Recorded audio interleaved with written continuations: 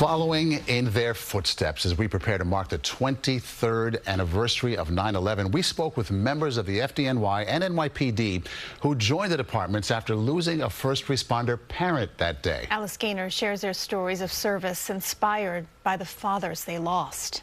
A young Joseph Viggiano Jr. clutches a photo of his father, NYPD Detective Joseph Viggiano.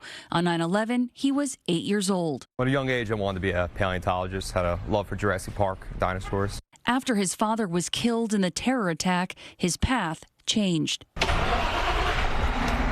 Thomas Gambino III was 20 years old on 9/11. My original plan, as funny as it might sound, was to be in a band. His father, FDNY firefighter Thomas Gambino Jr. with Rescue 3 in the Bronx, was also killed on 9/11. His helmet was located on top of one of the piles. Under my dad's helmet was everybody. The funeral changed the course of his life. You see these guys lined up. It's unbelievable. At a time where everybody was going to many funerals. So the fact that you get these turnouts, for your own personal loss was so moving. At that moment, there was nothing that was going to stop me from being a part of that. It was the same feeling for Viggiano, whose mother was also NYPD, now retired. Seeing that camaraderie that my mom and dad's friends provide to our family after his passing, and I wanted to be part of that. A former Marine, 31-year-old Viggiano is now part of the NYPD's Emergency Service Unit. I got to start at 7 Truck just like my father. I've had the honor of working with a few guys that have worked with him, hearing how things used to be and the good times I've ever had. It was pretty awesome. He also wears his shield number. I get to put on this uniform, see those numbers, and it's something that brings me closer to him every day. To keep him close, Gambino has a tattoo in honor of his dad, and one next to that with his children's names and a hawk. He always said, "I'm going to watch you like a hawk." While running during Proby School, he recalls, "This hawk just hovers over us as we're running. Not going any, just hovers." Now 43 years old, September 12th will mark 20 years on the job for Gambino. From a firefighter's perspective, he thinks about his dad's actions on 9/11. I can only imagine what that must have been like for those guys, and it had to be extremely hard.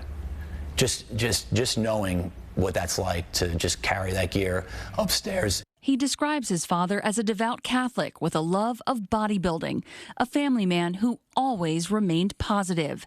CBS News New York interviewed Gambino Jr. in early 2001. So you guys rescued these puppies right away? Yes, right away. Gambino says his dad had always encouraged him to join the FDNY, but Gambino III wasn't so sure. He was such a huge presence, so it seemed almost like a hero's journey. Like it was too high. But much like his father, Gambino is described as a leader in his firehouse in South Jamaica, Queens, someone others gravitate towards. To truly honor his memory would be to live today and tomorrow better than I did the day before. Heroes to us all, but mainly, as a young Viggiano told the crowd at his father's funeral all those years ago, "Everyone calls my dad a hero, but I always knew that."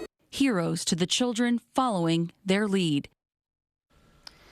Gambino's father's remains were never recovered, just his helmet.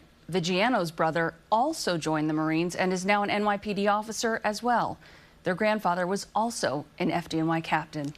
Their uncle, John Viggiano Jr., an FDNY firefighter, was also killed on 9/11. I mean, such tremendous loss. And then you see that legacy of service they have. They continue. I mean, it's incredible. I mean, there's so many people we just owe so much to. Truly. I mean, I know I dread this day every year in a certain way, but then again, when we listen to these stories, you can't come away anything but inspired and proud. And you feel community, this connectedness in this city. I mean, it's unlike anything else. It's tremendous. And I feel like if we embrace it, we'll be better for it. Absolutely. Well said. And thank you to them for being so open, with us and sharing those stories, because I'm sure it's not easy. Yeah, those wise words there where he said, in order to honor his memory, to live today better than yesterday. Oh, my goodness. I mean, that was really incredible. It's perfect. We cannot thank them enough, right? Exactly. Thank you, Alice. Great stuff. And do be sure to tune into CBS News New York tomorrow. We'll have special coverage of the 9/11 Remembrance Ceremony.